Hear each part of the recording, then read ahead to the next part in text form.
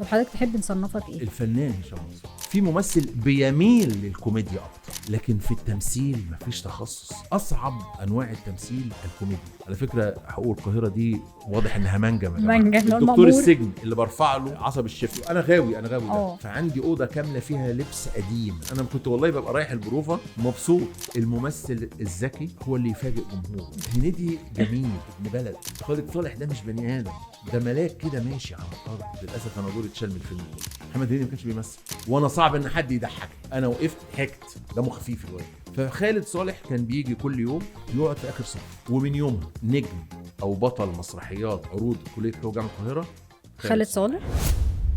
اصعب حاجه في الدنيا اني يوحشك حد مات. انا امي كان دمها خفيف جدا بصراحه، يعني ما شفتش ست من بعدها دمها خفيف. ما كان منايا انا ابلغ للحظه على صدر امي، وهنا جمهور في لبس الحجاب.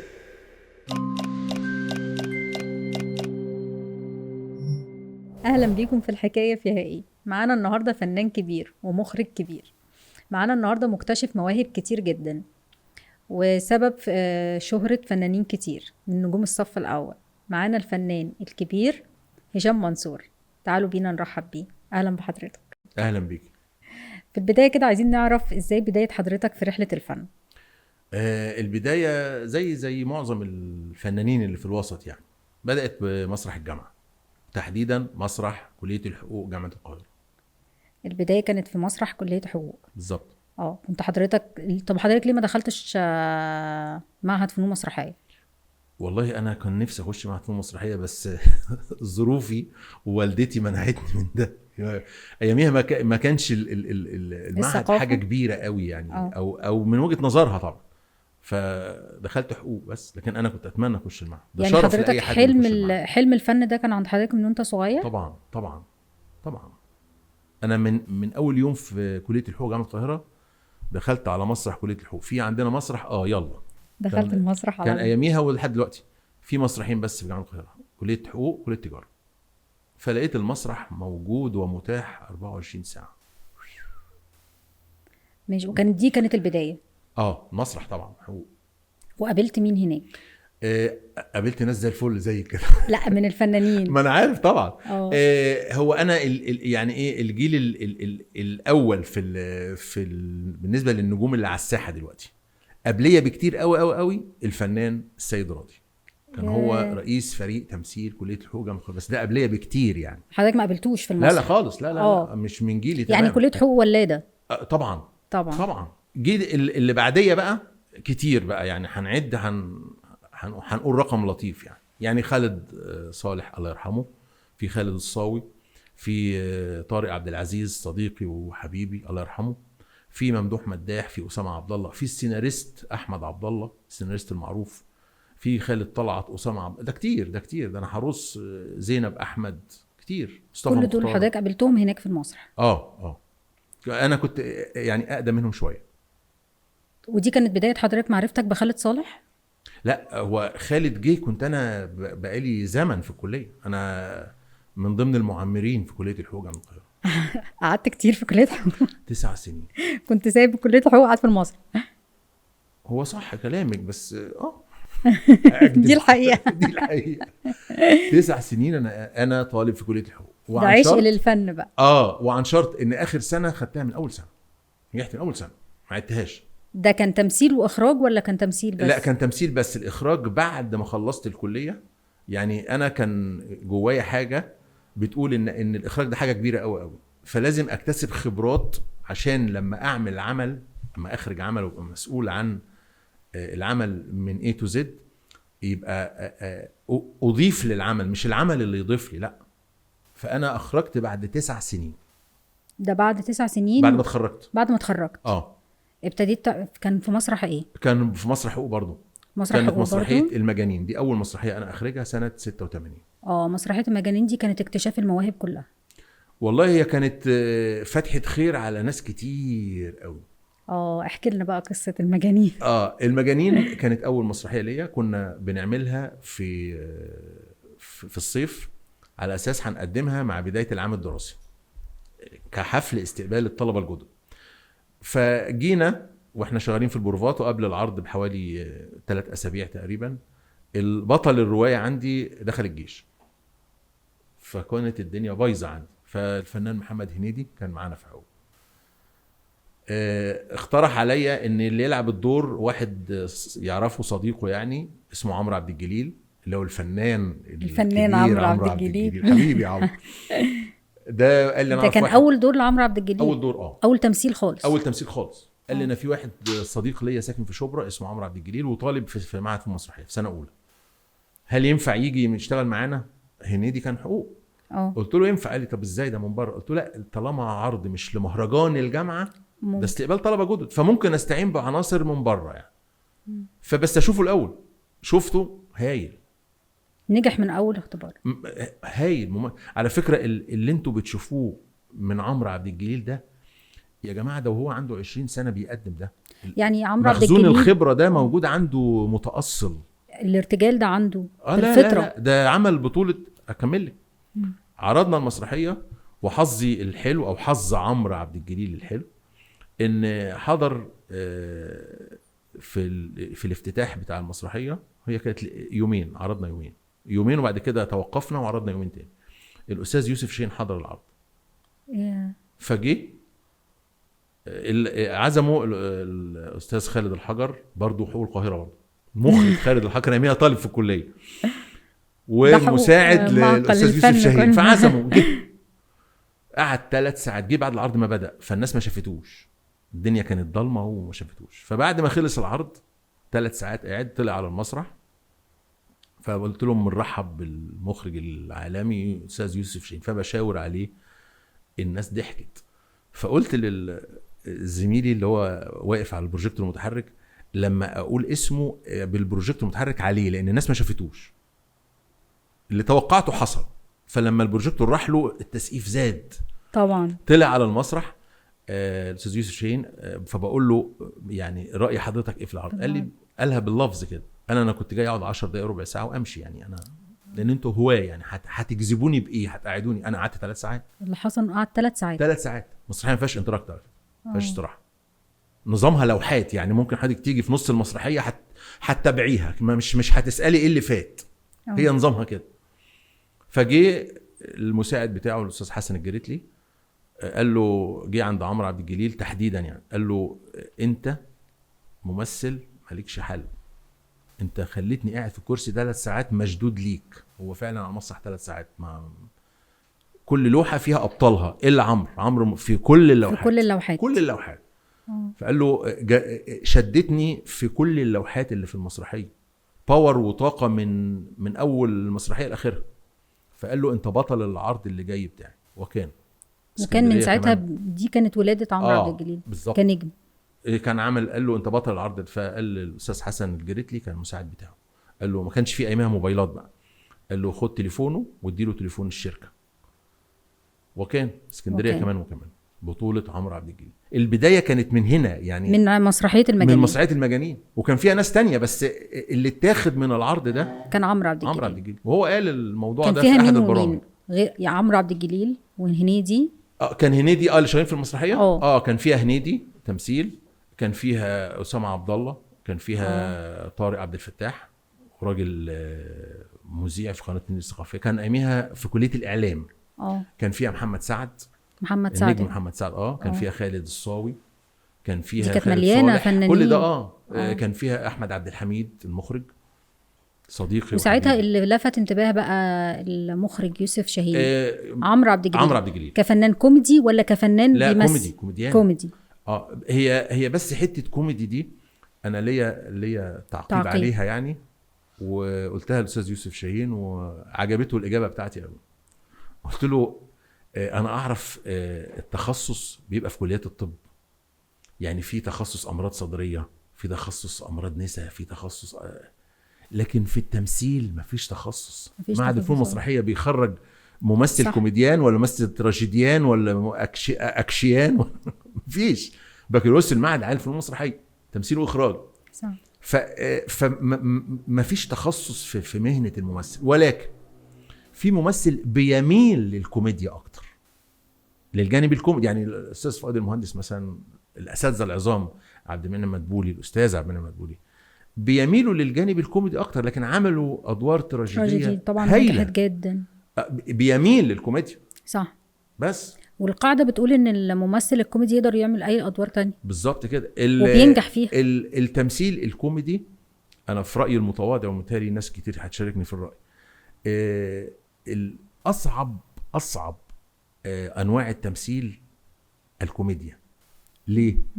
انا صعب قوي ان اضحكك طبعا، لكن سهل قوي ان انا لو عيطت كده وعملت مشهد تراجيدي هتلاقي نفسك اتأثرت. جليسرين جليسرين.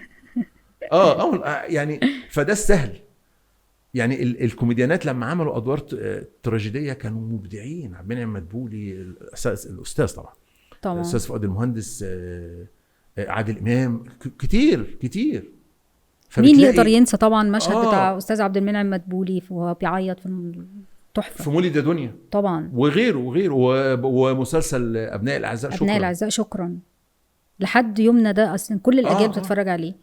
لا فهو الكوميديا من اصعب ما يكون طبعا، هم انجح فنانين الكوميديان بالظبط. طب حضرتك تحب نصنفك ايه؟ فنان ايه؟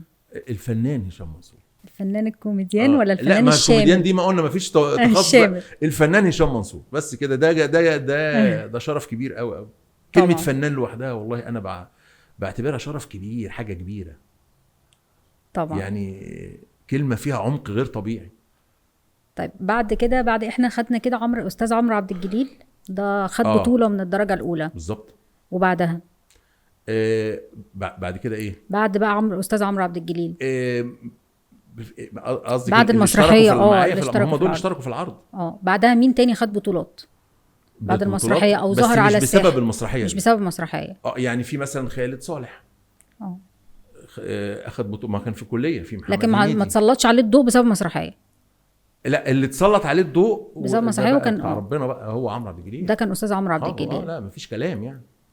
حضرتك كنت ساعتها بتشارك اخراج بس ولا اخراج وتمثيل؟ لا، اخراج بس. العمل كان فيه حوالي 11 اغنيه والاغاني كلها لايف، فكنت عايز اتفرغ للتفاصيل دي كلها عشان تطلع بالشكل اللي انا امله يعني، او اللي انا اتمناه.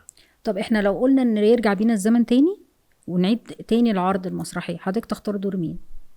اختار اعمل دور ايه؟ المخرج برضو في دور لا مش قصدي المخرج المسرحيه، في دور جوه المسرحيه لمخرج، بس مخرج مجنون يعني، اللي هو هي الاحداث بتدور في مستشفى الامراض العقليه فمن ضمن الشخوص اللي في المسرحيه في مخرج مجنون. الموضوع لاسع عنده شويه. الدور حلو، انا بيعجبني. لو عملنا المسرحيه تاني وعدناها تاني، تختار مين الممثلين اللي يقوموا بالادوار دي؟ يعني استاذ عمرو عبد الجليل مين يقوم بيه في وقتنا الحالي؟ لا، في الفنانين الجداد، في الجيل الجديد، ندي فرص للاجيال الجديده. لازم يكون سوبر ستار يعني ولا ممكن؟ لا، احنا عندنا اجيال جديده طالعه نجوم كتير كوميديان حلوه في كتير بس ومحدش يزعل مني. لا طبعا.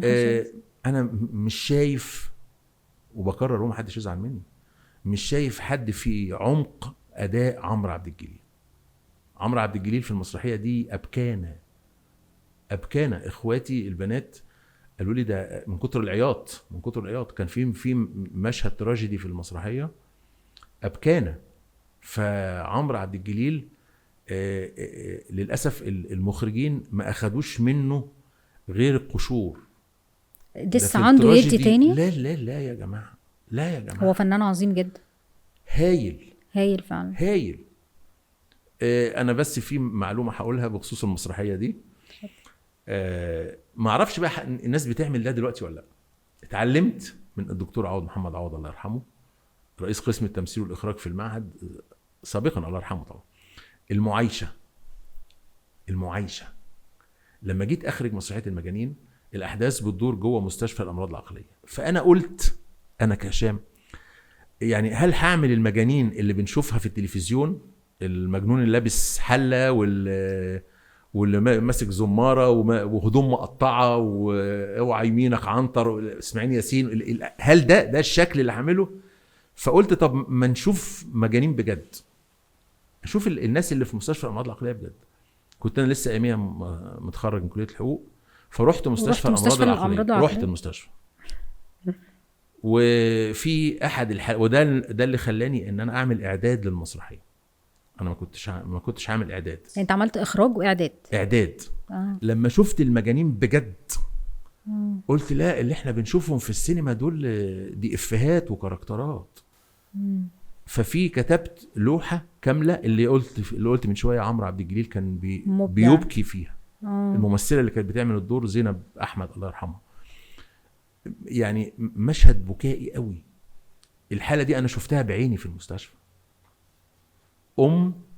مش هقول اسماء طبعا ابنها دكتور مشهور وبنتها مهندسه، وهي يعني جوزها توفى وساب لها الاثنين دول وهم صغيرين، فهي اشتغلت في البيوت، بتخدم في البيوت غساله، فبقت تخدم في البيوت عشان تربي ابن لغايه لما بقى دكتور عظيم وبنتها بقت مهندسه. هم سافروا بره، جالهم عقد بره، فعايزين هيسيبوها فين؟ فقالوا لها انا هنحطك في دار مسنين وهنتابعك عشان بس فدخلت هي، لا بتعرف لا تقرا ولا تكتب ولا اي حاجه. حطوها في مستشفى الامراض العقليه، ونظرا ان الابن دكتور واصل قوي قوي قوي، فامور مشيت يعني. لما عرفت ده، هي كانت داخله عقله، لما عرفت ده اتجننت بجد طبعا، يعني طبعا هتتجنن. فانا يعني لما شفت المنظر وهي بتنادي على طول ما انا قاعد معاها، انا شفت حالات على فكره، شفت كذا حاله، بس دي اللي انا خدتها طبعا، ودي كان لازم فعلا تسلط الضوء عليها طبعا. فين التراجيدي؟ يعني الدكتور عوض محمد عوض الله يرحمه ما شاف المسرحيه، ده رئيس قسم التمثيل والاخراج في المعهد، فاستغرب، قال لي مسرحيه كوميديه من A to Z، فيها مشهد كامل، لوحه كامله تراجيديه قاتمه. بس هو احنا فعلا يعني انا عجبت، قال لي لا انت اقنعتني، ما انا ما اتضايقتش من ده، بس انا استغربت ان احنا ما شفناهوش. يعني انت لو تشوفي فيلم مثلا لاسماعيل ياسين مش هتلاقي الا كوميديا فيه. لا بس هو الفن دايما لازم يبقى فيه رساله، يعني احنا دايما بنوجه رساله، فلما نوجه رساله زي دي حاجه حلوه. هو كان غريب يعني. انا دلوقتي لما بشوف فيلم كوميدي من الاي تو زد ما بلاقيش فيه مشهد، لان طبيعه المسرحيه تحتمل ده. ممكن يكون اي عمل درامي تاني ما يحتملش الجانب التراجيدي قوي قوي ده، ما يحتملوش، لكن هنا تحتمل في حالات مرضيه مختلفه موجوده في المستشفى، منهم دي. المشهد ده لقى يعني مش هنقول تسفيق، لا ما بلاش دي، لقى اعجاب واهتمام كبير جدا جدا جدا من كل اللي شافوا طبعا المسرحيه او شافوا المشهد ده. اضيف لكده حاجه، اشهر سيناريست دلوقتي عندنا في مصر كان هو اللي كاتب لي الاغاني، كان طالب في الكليه برضه على فكره. حقوق القاهره دي واضح انها منجم يا جماعه. السيناريست المعروف احمد عبد الله كان طالب في كليه الحقوق، فكتب لي اغنيه انا مش ناسيها، بتقول: هنا جمرموكي في لبس الحداد وخانك ضناكي، ما تبكش كفايه وبيع اللي باعك ولو كان رضيعك، يا قتل في حضني حصان الطفوله، ما عدتش رح العب ولا عدت احلم بفارس زماني، انا كان منايا انام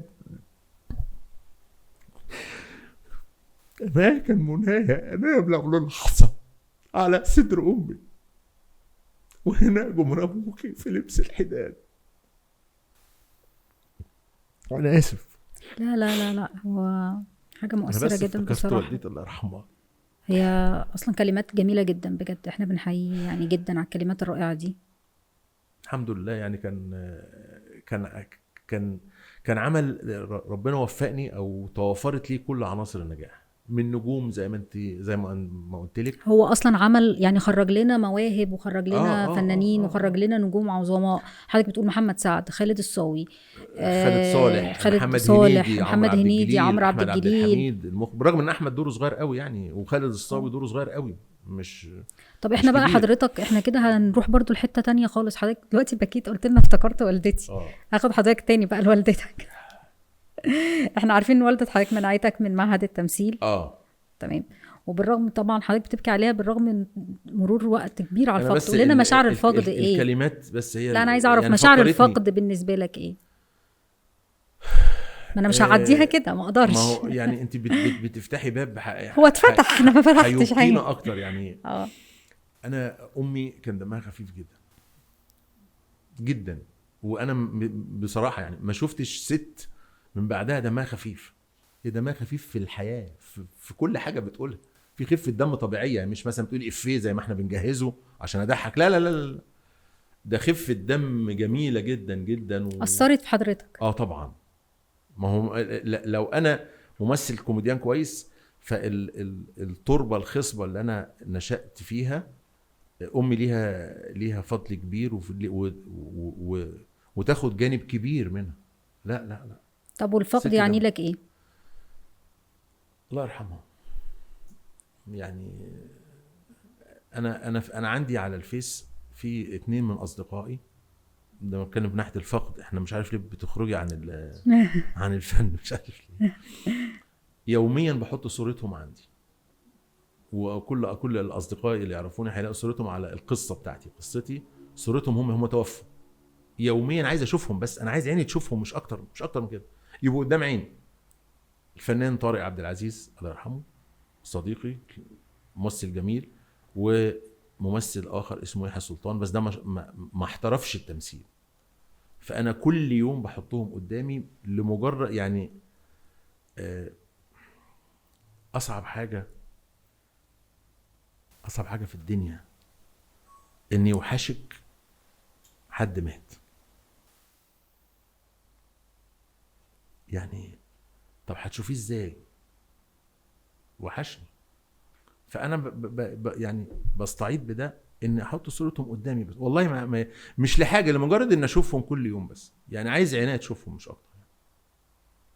ربنا يرحمهم يا رب. الله يرحمه. ربنا يرحمهم. نروح تاني لرحله تانية بقى.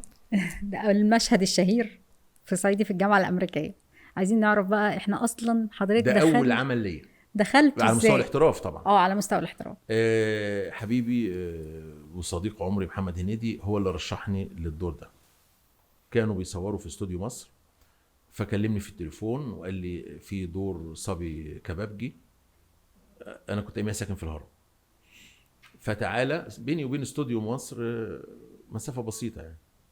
رحت قريت المشهد، ما كانش فيه ايامها موبايلات ولا حاجه، قريته. طب هتصور امتى؟ بكره. يعني خدته وتاني يوم هنصور.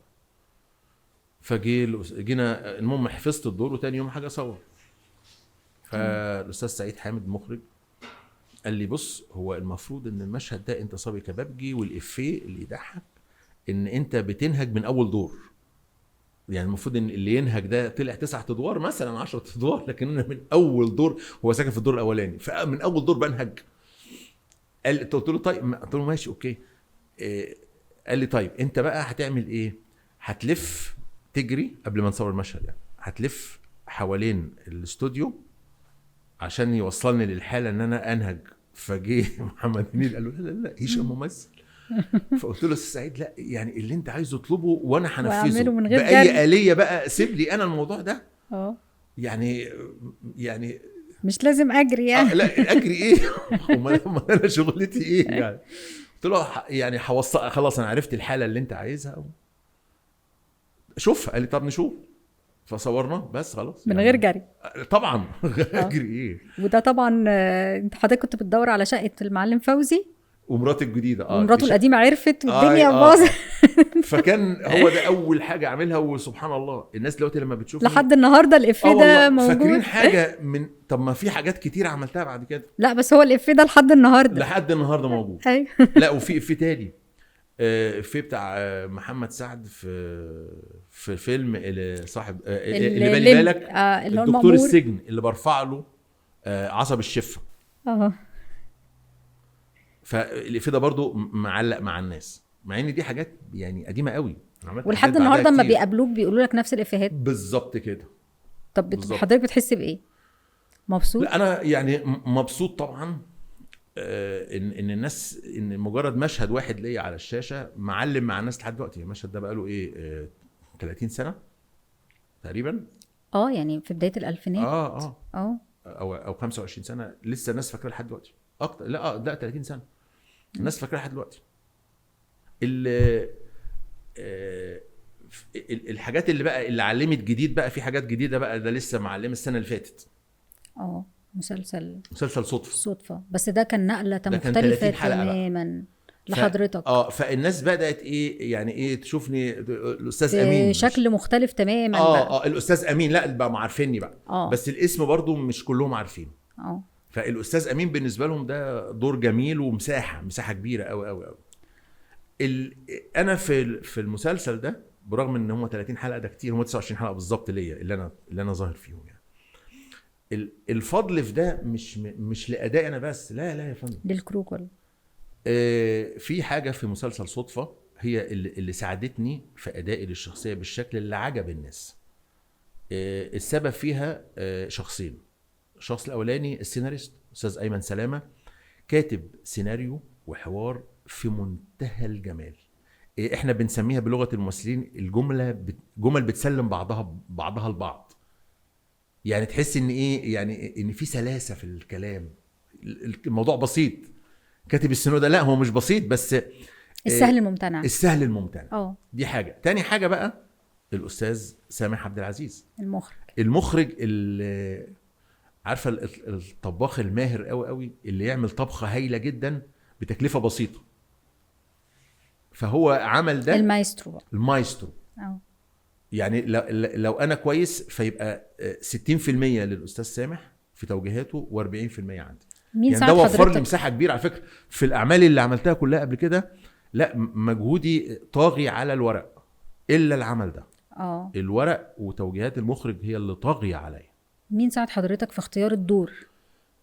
هما اللي اختارني اكتر من واحد، بس نقطه البدايه المنتج المنفذ صديقي الاستاذ صبري السماك. انا كنت باعت له على الواتس كده، هو انا صديقي من ايام الجامعه يعني. فيلم روائي قصير ليا اسمه موعد غرامي، تاليف واخراج صديقي يعني الاستاذ هاني فوزي. فالفيلم مدته 18 دقيقه، فهو الشركه هم بيختاروا الشخصيات، فواضح ان ايه اختلفوا على الدور بتاع الاستاذ امين اللي انا بلعبه. فلان لا علان لا ترتان. فالمهم قال لهم طب ما تشوفوا الراجل ده، فهو وراهم الفيلم على الموبايل. فحظي الحلو ان في مشهد حلو انا بعمله، مشهد تراجيدي برضو مش كوميدي. في اول الفيلم يعني بعد دقيقه، بعد الاسماء بدقيقه، كان معايا الفنانه سلوى محمد علي وياسر الطبجي، وده حقوق القاهره برضو. فالدور عجبهم جدا، قالوا الله هو ده.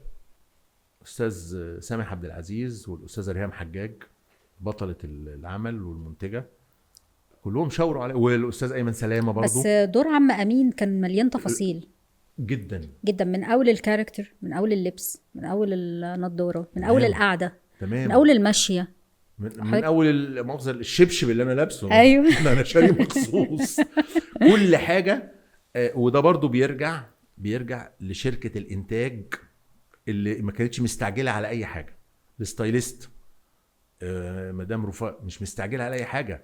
كل انت حاجه اخترت الحركات يعني. كلمنا على اختيار ده النضاره ده. يعني الاستاذ سامح انا عرضت عليه قلت له امين ده يلبس نضاره شكلها غريب شويه، راجل قديم. ايوه فيلبس نضاره كده، فعرضت عليه كذا قال لي حلوه دي. الاستاذه رفاء اللي هي الستايليست اللي ماسكه المسلسل بعتت لي لبس كذا لبس، فقلت لها ايه رايك نعمل كذا. يعني امين ده يلبس بلوفر، ما يلبسش بدله، مش اخر موديل ده، اخره شيرز زي ما بيقول. فزي ما تقولي ايه التفاصيل دي معلش هو الجيل الجديد مش هيعرف يعني ايه شيرز، ممكن حضرتك هو توضح؟ بلوفر الناس أيوة. زمان لما كنا صغيرين قوي في ابتدائي واعدادي وثانوي فبنلبس شيرز. أيوة. شيرز توضيح بس عشان يعني الجيل الجديد بس كده. أيوة. فانا عندي دريسنج روم في شقتي، عندي فيه ملابس يعني شايلها. يعني تعجبني حاجه نظاره معينه اشتريها، بنطلون معين مثلا تتخيلها في دور لا بشيله. انا غاوي ده. فعندي اوضه كامله فيها لبس قديم او حاجات ممكن استخدمها في عمل ما ممكن. فده دي غيه عندي، فطلعت مخزون بقى. فانت لما تحتاجه مخزون وحاجات ممكن ايه طب دي هتتلبس ممكن يجي لها في وقت معين، ممكن يجي لها وقتها. فكل ده انا عرضته على الستايليست. والحاجه الجميله انا بقى دي تذكر بقى ايه للمخرج وشركه الانتاج، ان هم جهزوا كل حاجه قبل التصوير بزمن. يعني كلمه اكشن دي اسهل كلمه كانت اتقالت. كل حاجه اتعملت قبل اكشن. يعني دور عم امين ده خد راحته خالص. مش انا لوحدي والله، والاستاذه ريهام حجاج كل الشخصيات، كل حاجه اتعمل حسابها قبل ما نخش نصور، واتعمل حسابها بالملي. بس انا ملاحظه حاجه، يعني حضرتك انت بتتكلم على دور عم امين حبه قوي جدا جدا. جدا. انا كنت والله ببقى رايح البروفه مبسوط. انا بس انت حبيت دور ايه تاني غير عم امين؟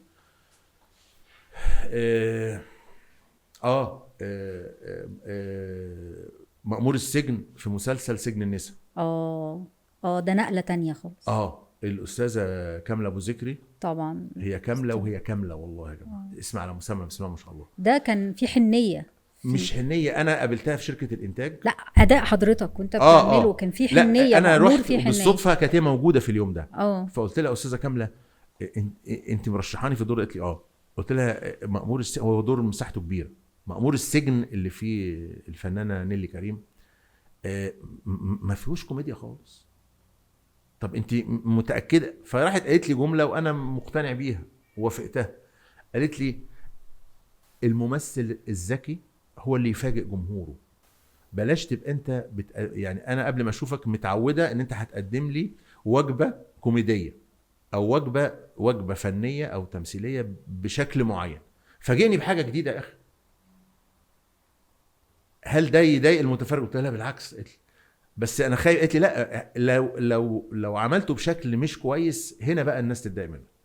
ده نفس الكلام اللي حضرتك قلته في الاول. فالمجهود ان انت تقدمه بنفس الاتقان وبنفس الاحترافيه وبنفس البريق بتاع الكوميديا. وقد كان فعلا. لا، دور حلو طبعا، رائع. رائع.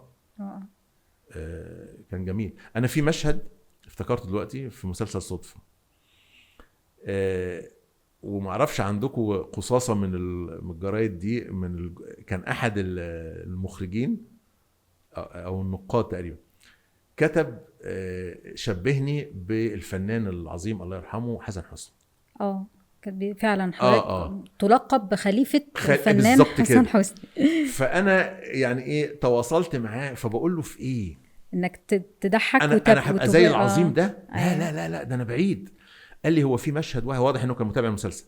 قال لي في مشهد واحد بس فكرني بالاستاذ حسن حسني في فيلم دماء على الاسفلت، لو انتوا فاكرينه، كان بتاع الاستاذ نور الشريف الله يرحمه وحنان شوقي والاستاذ حسن حسني. فهو الاستاذ حسن اخذ جايزه عن دوره في الفيلم ده برغم انه ما فيش كوميديا خالص. فقال لي انت تحديدا في مشهد انت عملته في المسلسل اللي انت بتكتشف فيه ان زوجتك كانت بتضحك عليك ومستغفلاك طول السنين اللي فاتت، وعلى علم ان صدفه ابوها الفنان خالد الصاوي عارفه مكانه وبيديها فلوس كل شهر وي يعني انا قاعد ترطور في البيت بقى.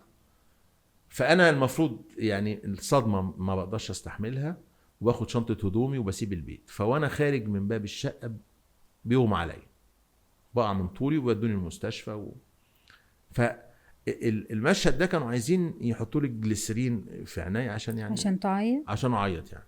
فانا اقترحت حاجه على الاستاذ سامح، قلت له طب المتفرج هيبقى عارف ان ده جليسرين، فهنفقد مصداقيه يعني كبيره قوي. هو فاهمين يعني، هم مش غبي، المتفرج مش غبي يعني. طب ما نوصل الاحساس بتاع الهزيمه دي، الهزيمه والضغط النفسي، نوصل الاحساس للمتفرج بس بلا دموع. قال لي طب هتعملها ازاي؟ قلت له طبعا طب شوفها. فالمهم عملت المشهد ده. انا متدرب على الحاجات دي على فكره، اعرفها من ادواتي كممثل. كمخرج ولا كممثل؟ كممثل. فعملت المشهد ده بس من غير ما تعمل ستوب، يعني اعمله كله وانا مش هغلط يعني، مش هيعمل. وصلت بطريقه رائعه من اول مره. اوكي اطبع. فهو المشهد ده انا بعتز بيه جدا. حتى الناقد ده او المخرج ده قال لي انت في المشهد ده فكرتني بحسن حسني في دماء على الاسفلت. فحتى نزل في احد الجرايد الرسميه ان هشام منصور خليفه حسن حسني. طبعا انا ولا ربعه حتى. هو اتمنى حسن ان انا حسني اكون ربعه كمان، مش طبعا نص يعني ففعلا المشهد ده متميز جدا. انا حفظته كويس قوي في البيت وذاكرته كويس قوي، وفعلا هزني. مشهد جميل يعني، ما اعتقدش في ممثل عايز مشهد بالحلاوه دي او عايز اكتر من كده. لا لا لا، ده هايل. برضو بكرر، الاستاذ ايمن سلامه كاتب كلام رائع، قصه كلها. رائع يعني.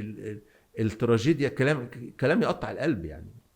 انا على فكره ما اضفتش حرف في هذا الكلام، برغم ان انا ممكن اضيف في يعني ايه، ممكن جمله كلمتين. لا ما ضفتش حاجه، انا قلت اللي هو كاتبه، لان هو مش مديني مساحه ان انا اعدل له حاجه او لا لا خالص خالص. كان هايل. طب الكواليس بالنسبه للمسلسل، ممكن تحكي لنا كواليس؟ لصدفه انت واقفه على الصدفه برضه. صدفه، احنا كنا بنصور في استوديو في طريق مصر اسكندريه كده، مش هقول اسمه يعني. فكنا يوميا لمده شهرين بنتقابل، كل الكاست وكل الاسره. انا يمكن يعني اسرتي، زوجتي كانت رحاب الجمل في المسلسل، واولادي كلهم جبت لهم فوانيس مع شهر رمضان. اسره، احنا اسره. مثلا بجيب شوكولاته لابني الصغير والبنتي، لا لا عادي. ما كانش فيه احساس ان ايه، ان احنا جايين نمثل ونمشي. لا لا لا خالص. جبت لهم فوانيس الشهر بتاع شهر رمضان كلهم. فكان كواليس اسريه يعني. جدا جدا. مثلا كنا احنا بنصور في نظام اسمه اليوم المقلوب في رمضان، يعني نشتغل من بعد الفطار مباشره لتاني يوم الصبح عشان الصيام، يعني ضغط الصيام. فبقينا نجيب الحلويات بتاعت شهر رمضان، كانت زوجتي بتعملها، زوجتي الحقيقيه بقى. ايوه. ونروح ناكل مع بعض ونشرب العصاير بتاعت يعني. ده بالنسبه احنا خلصنا تصوير في 18 رمضان، اخر حلقه كانت خلصت. ف 18 يوم في رمضان كنا بنتقابل يوميا. طب لو رجعنا لفيلم هنيدي، كواليس مع هنيدي بقى، كوميديان. هنيدي انا عملت معاه اول فيلم زي ما قلت لحضرتك، صعيدي في الجامعه الامريكيه، وعملت معاه بعد كده صاحبه، وعملت معاه فول الصين العظيم. فول الصين العظيم، ايوه. وعملت معاه مؤخرا يعني من سنه تقريبا البريمو. الكواليس معاه عامله ازاي؟ الكواليس طبعا هنيدي، وانتوا صحاب اصلا جدا. هنيدي جميل، ابن بلد يعني. ده راجل من امبابه، وبرغم ان هو يعني بسم الله ما شاء الله يعني ربنا يزيده، بقى في مستوى مادي كبير، بس ابن البلد جواه.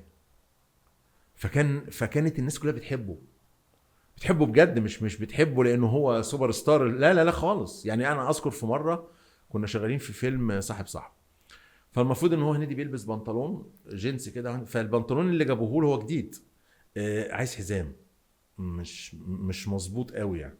فقال يا جماعه حد معاه حزام؟ ده بيقول حاجه بسيطه، وفجاه بكل الفنيين واللي شغالين في الاستوديو قلعوا الحزام. اتفضل يا استاذ اتفضل.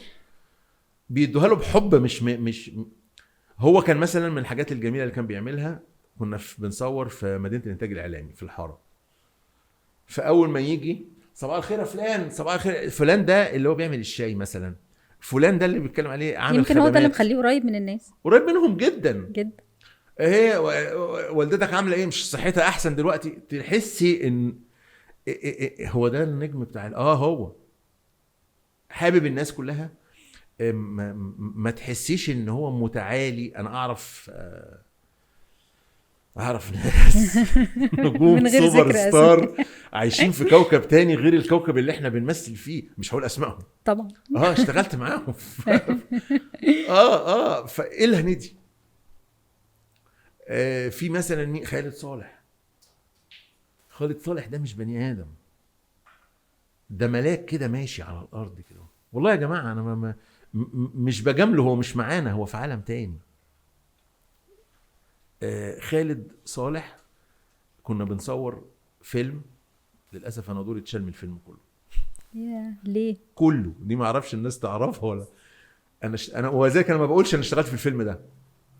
انا قعدت 19 يوم بصور في شرم الشيخ اه فيلم الرئيس عمر حرب، ويومين في مدينه السينما. دوري مساحته كبيره جدا جدا طب وايه جدا. السبب اللي خلى الدور يتشيل؟ السبب انا عرفته من وانا بصور، لان حته المخرج جوايا، اه فانا ما كنتش موافق على اللي بيتم، اللي هو ايه. بس بعد 19 يوم تصوير، والله بس ده كتير جدا مجهود. جدا. دوري ما كانش كبير قوي بالدرجه.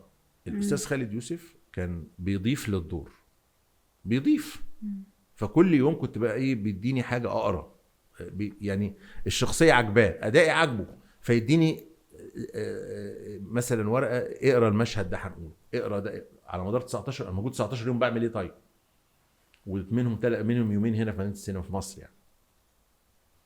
ف انا حتى خالد الله يرحمه، خالد صالح، قال لي هشام الدور بتاعك ده هيبقى علامه. فشلوه. ليه؟ المساحه كبرت. اه فانا جيت قلت له يا خالد انا مش مبسوط اللي بيحصل ده. قال لي ليه؟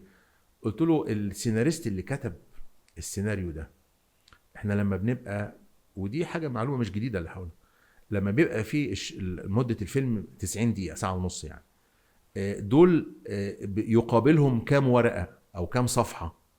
اكيد مش 10 صفحات، مش 10 ورقات، الفيلم مش 10 ورقات. ايوه. فهتلاقي مثلا ايه، لو قلنا الورقه بتاخد دقيقه على الشاشه، يبقى 90 ورقه يعني، او متوسط 100 ورقه يعني، وهكذا يعني. فلما انت تزودي الفيلم كده، هيبقى مدته ايه؟ ساعتين ونص. هو بيزود لي انا بس اللي بيتزود لي.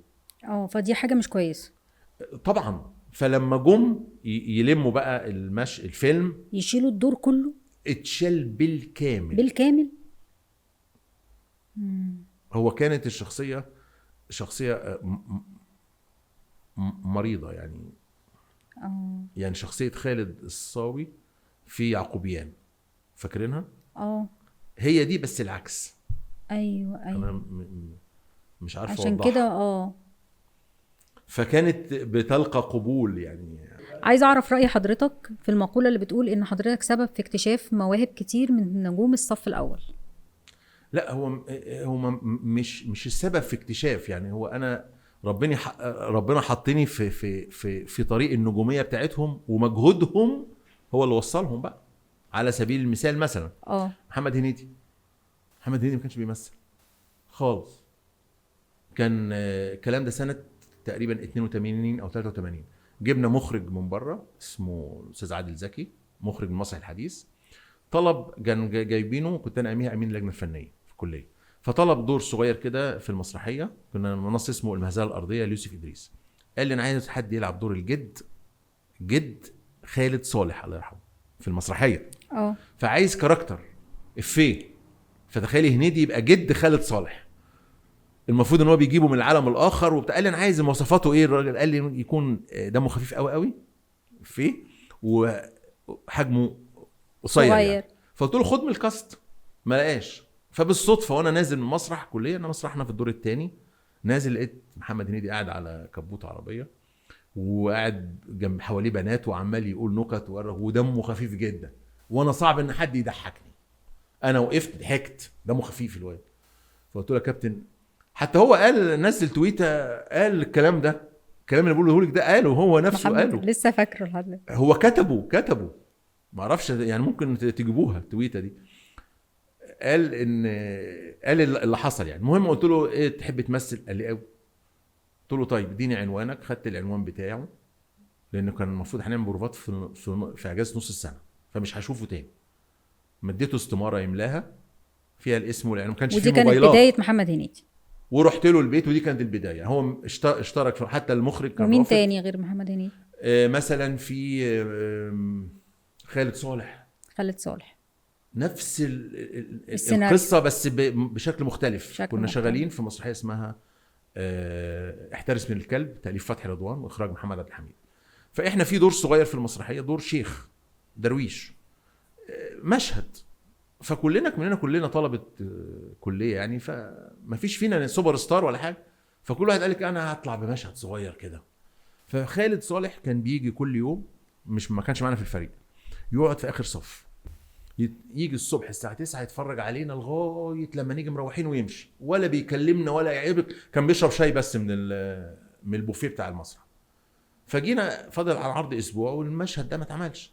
فقلت للمخرج محمد حمود، قلت له يا محمد ما تشوف الاخ اللي قاعد هناك ده يلعب الدور. قال لي طب هو ليه في التمثيل؟ قلت له ايا كان، ده هم جملتين ثلاثه هيقولهم، وبعدين ده الراجل ده ملتزم اكتر مننا، ده بيجي اول واحد ويمشي اخر واحد، واثبت نفسه من اول دور. جه قرا، كان شعر فاروق جويده قاله هايل، جه يقرا الدور مش كويس. فبقول له انت مش كويس ليه؟ ده انت قايل شعر حلو. قال لي ما انتوا بتشتغلوا بقالكم شهر وزياده. جه تاني يوم بسم الله ما شاء الله هايل، ومن يومها نجم او بطل مسرحيات عروض كليه حقوق جامعه القاهره خالد صالح. يعني مجرد ان انا يعني ايه شاورت عليه بس. وعمرو عبد الجليل حضرتك برضو. وعمرو عبد الجليل ما انا قلتها، يوسف شاهين طبعا شافه، طبعا. محمد سعد. يعني حضرتك وش رزق عليهم كلهم. لا الحمد لله يعني. بس انا بكرر مجهودهم هو اللي وصلهم بعد كده. طب حضرتك الدور اللي يعني شايفه بالنسبه لحضرتك انت كان بالنسبه لك وش خير عليك، وش كل حاجه بالنسبه لي انا عم امين، الاستاذ امين. طبعا دور مكتوب حلو، والفريق العمل اللي كان موجود هايل، والفنانه ريام حجاج هي المنتجه او صاحبه الشركه يعني، وهي البطله. فكانت عامله جو جميل في دفء كده يعني، واي مشكله بيتم احتوائها، وما كانش بيحصل الحمد لله يعني. قبل ما تتصعد بتكون اتحلت. بنتمنى لحضرتك ادوار يعني احلى واحلى دايما، تمتعنا اكتر واكتر. ويعني عايزين افيهات اكتر واكتر اللي لسه معلقه معانا ومع الجيل، كل الاجيال. الله يخليك. الاجيال الصغيره والاجيال الكبيره. انا سعيد باللقاء وحضرتك دايما مميز بصراحه. ان انا اتاثرت شويه بموضوع بالعكس يعني. ده احنا يعني عجبنا الشعر وعجبنا كل حاجه. ضايقتكم يعني. بالعكس احنا انبسطنا جدا بحضرتك، يا رب تكون مبسوط معانا جدا. ميرسي جدا بوجود حضرتك معانا النهارده. ميرسي جدا.